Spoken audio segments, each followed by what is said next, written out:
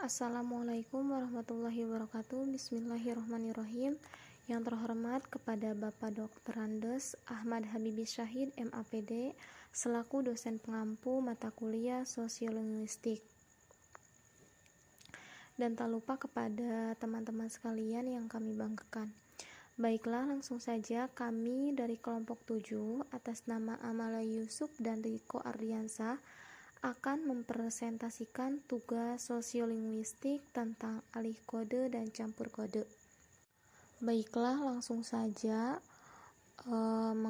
menginjak pembahasan yang pertama, yaitu tentang alih kode, yang mana yang akan disampaikan oleh saya sendiri.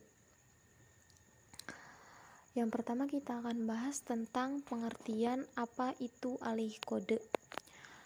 Menurut Suwardi, beliau mengemukakan bahwa alih kode dapat terjadi dalam sebuah percakapan ketika seseorang pembicara menggunakan sebuah bahasa dan mitra bicaranya menjawab dengan bahasa yang lain. Di sini mitra bicara seperti lawan bicara.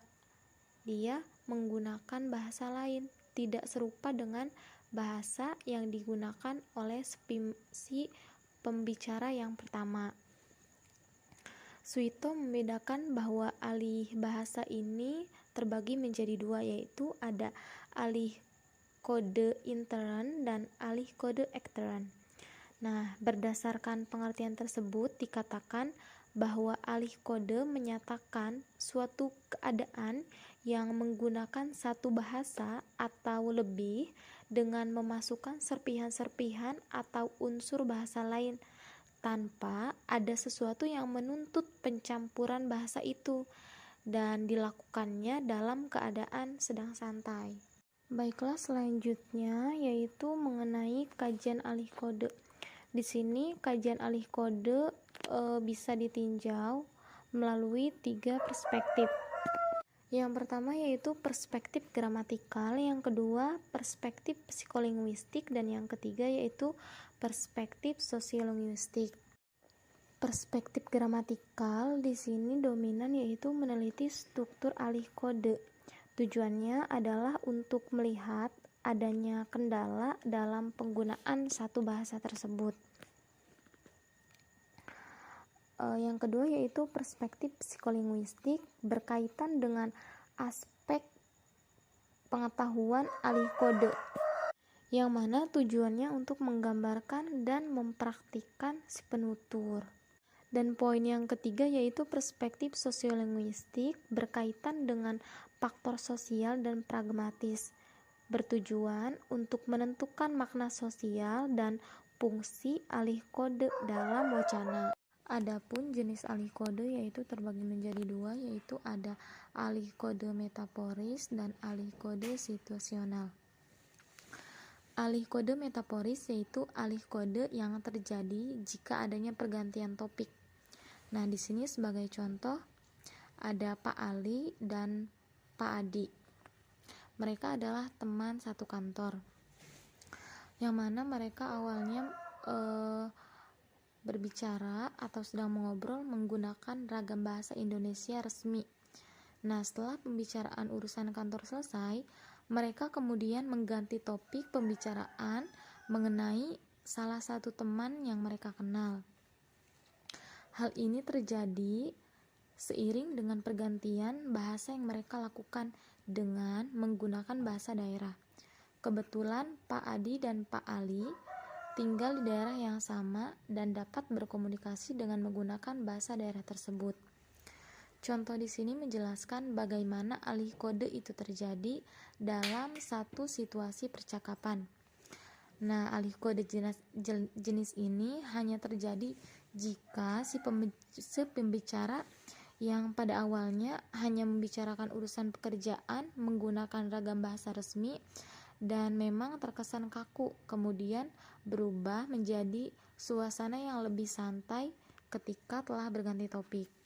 Dan yang kedua yaitu ada alih kode situasional. Alih kode situasional yaitu alih kode yang memang terjadi berdasarkan situasi di mana para penutur menyadari bahwa mereka berbicara dalam bahasa tertentu dalam suatu situasi dan bahasa lain dalam situasi lain juga. Nah, dalam alih kode ini tidak terjadi perubahan topik. Berarti kalau alih kode situasional itu kebalikan dari alih kode metaforis. Pergantian ini selalu bertepatan dengan perubahan dari suatu situasi eksternal. Misalnya di sini berbicara dengan anggota keluarga ke situasi eksternal lainnya. Misalnya berbicara dengan tetangga. Sebagai contoh, ibu sedang memarahi anaknya. Ia menggunakan bahasa yang dapat dimengerti anaknya tersebut. Kemudian datang tetangganya dan menanyakan apa yang terjadi. Si ibu tidak mengganti topik pembicaraan, tetapi hanya merubah intonasi dan nada suaranya yang semula bernada marah dan kesal menjadi tenang dan mulai menjelaskan sebab ia memarahi anaknya tersebut. Adapun contoh dari alih kode yaitu kita mengambil contoh dari percakapan seorang guru dan siswa di dalam kelasnya ketika dalam pelajaran berlangsung. Guru berkata, guru bertanya, nomor telu, sapa telu. Siswa kemudian menjawab, lanang bu yaitu artinya laki-laki bu, dan guru menjawab, iya. Siswa, iya ayo cepat maju. Nah, contoh di atas menunjukkan bahwa peristiwa alih kode dalam kelas bahasa Indonesia di Kota Serang yaitu dari bahasa Jawa ke bahasa Indonesia. Bisa kita ketahui bahwa sejak awal percakapan antara guru dan siswa berkomunikasi menggunakan bahasa Jawa dan pada akhirnya menggunakan percakapan bahasa Indonesia. Alih kode dari bahasa Jawa ke bahasa Indonesia dilakukan guru karena semata-mata ingin suasana pembelajaran menjadi lebih serius dan formal. Hal ini dilakukan semata-mata agar siswa lebih cepat menjawab soal yang memang telah diberikan oleh guru tersebut. Baiklah, pembahasan yang selanjutnya yaitu mengenai campur kode. Campur kode adalah suatu keadaan berbahasa lain bila mana orang mencampur dua bahasa atau ragam dalam suatu tindak bahasa tanpa ada sesuatu dalam situasi berbahasa itu yang menuntut pencampuran bahasa itu sendiri. Menurut Lander, apabila suatu tuturan terjadi pencampuran atau kombinasi antara variasi-variasi yang berbeda di dalam suatu klausa yang sama, maka peristiwa tersebut disebut dengan campur kode.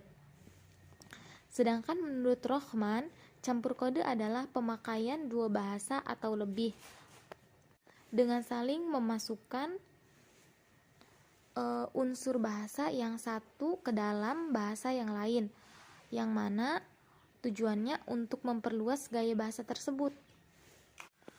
Menurut Kridalaksana, campur kode adalah penggunaan satuan bahasa dari satu bahasa ke bahasa yang lain, yang mana untuk memperluas gaya bahasa atau ragam bahasa. Nah, dari beberapa pendapat di atas dapat ditarik kesimpulan bahwa campur kode adalah penggunaan dua bahasa atau lebih yang serupa untuk tujuannya itu untuk memperluas ragam bahasa atau gaya bahasa dalam suatu percakapan. Adapun bentuk-bentuk campur kode yaitu menurut Suwito, berdasarkan unsur-unsur kebahasaan yang terlibat di dalamnya, campur kode dapat dibedakan menjadi penyisipan unsur-unsur yang bermaksud kata, penyisipan unsur-unsur yang bermaksud perasa, dan penyisipan unsur-unsur yang bermaksud klausa. Adapun contoh dari campur kode yaitu kita ambil contoh dalam percakapan di sekolah dilihat dari peristiwa tuturnya. Guru, ada sebuah soal, Reja membaca sebuah teks dengan 300 kata, kecepatan bacanya 3 menit 10 detik. Berapakah KPM-nya? Di situ guru bertanya. Kemudian siswa menjawab 100. Guru kemudian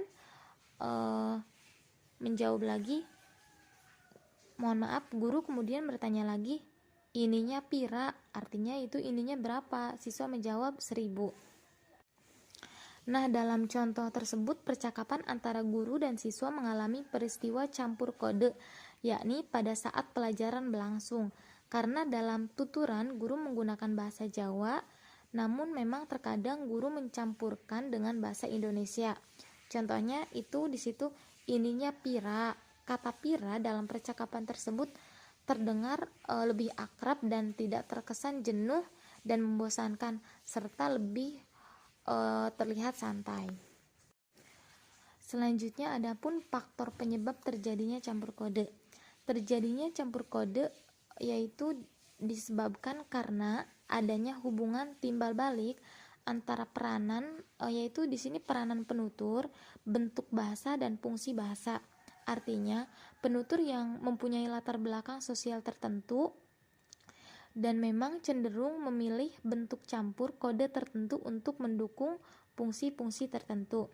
Nah, sedangkan menurut pendapat lain yaitu faktor penyebab terjadinya campur kode yaitu dari keterbatasan penggunaan kode, penggunaan istilah yang lebih populer, juga pembicara dan pribadi pembicara, serta mitra bicara atau lawan bicara, tempat tinggal dan waktu pembicaraan berlangsung, modus pembicaraan, topik, fungsi, dan tujuan, serta ragam dan tingkat tutur bahasa.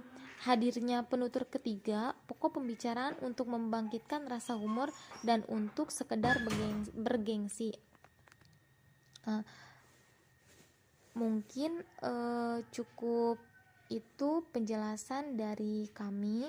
Kurang dan lebihnya mohon maaf. Akhirul kalam. Wassalamualaikum warahmatullahi wabarakatuh.